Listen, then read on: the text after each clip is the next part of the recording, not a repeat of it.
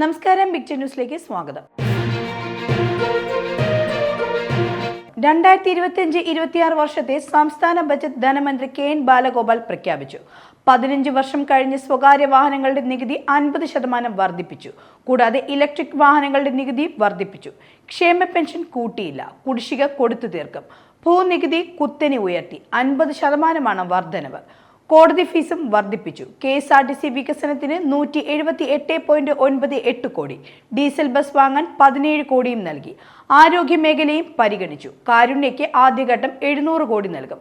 വന്യജീവി സംരക്ഷണത്തിന് 305 കോടിയും ആക്രമണം തടയാൻ 50 കോടിയും ഒഴിഞ്ഞുകിടക്കുന്ന വീടുകൾ ടൂറിസത്തിന് ഉപയോഗിക്കും. സംസ്ഥാനത്ത് K-ഹോംസ് പദ്ധതി നിലവിൽ വരും. കാർഷിക വികസനത്തിന് 227 കോടി.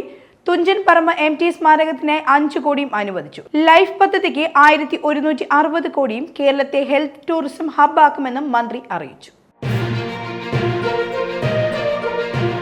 കേരള ബഡ്ജറ്റിലൂടെ നവകേരള നിർമ്മാണത്തിന് ആവേശകരമായ പുതിയ കുതിപ്പ് നൽകാൻ കഴിയുമെന്ന് മുഖ്യമന്ത്രി പിണറായി വിജയൻ.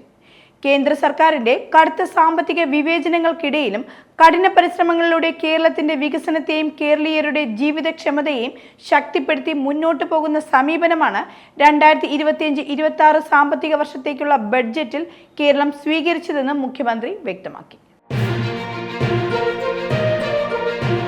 സംസ്ഥാനത്തെ നിലവിലെ സാമ്പത്തിക അവസ്ഥയെക്കുറിച്ചും ധനസ്ഥിതിയെക്കുറിച്ചും യാതൊരു പരിഗണനയും ഇല്ലാതെ പൊള്ളയാ ബഡ്ജറ്റാണ് സർക്കാർ അവതരിപ്പിച്ചതെന്ന് പ്രതിപക്ഷ നേതാവ് VD സതീശൻ. സർക്കാരിന്റെ നിലവിലുള്ള കടം തീർക്കാൻ പോലും പുതിയ ബഡ്ജറ്റിൽ അനുവദിച്ച തുക തികയില്ല എന്നും അദ്ദേഹം വ്യക്തമാക്കി.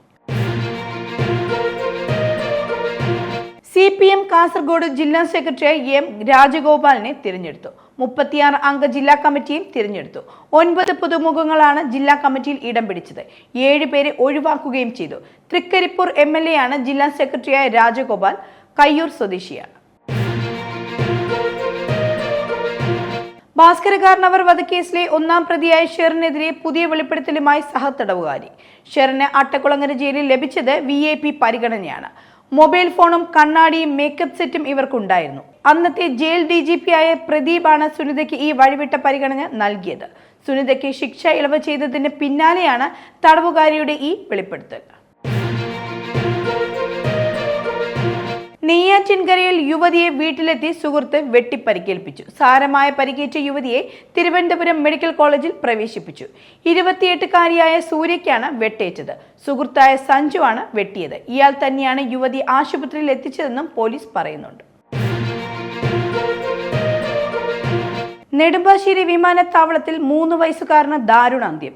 തുറന്നു വച്ചിരുന്ന മാലിന്യക്കുഴിയിൽ വീണാണ് കുഞ്ഞ് മരിക്കുന്നത്.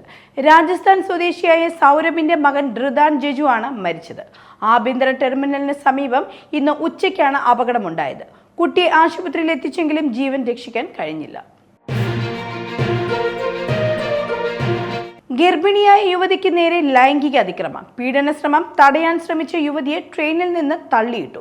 കോയമ്പത്തൂരിൽ തിരുപ്പതി ഇന്റർസിറ്റി എക്സ്പ്രസ് ട്രെയിനിൽ രാവിലെ 10:30-യോടെയാണ് സംഭവം നടക്കുന്നത്. 4 മാസം ഗർഭിണിയായ 36-കാരിയായ യുവതിക്കാണ് ഈ ക്രൂരപീഡനം ഏൽക്കേണ്ടി വന്നത്. പീഡന ശ്രമം എതിർക്കുകയും നിലവിളിച്ചതിനെയും തുടർന്നാണ് യുവതിയെ ട്രെയിനിൽ നിന്ന് തള്ളി താഴെയിടുന്നത്.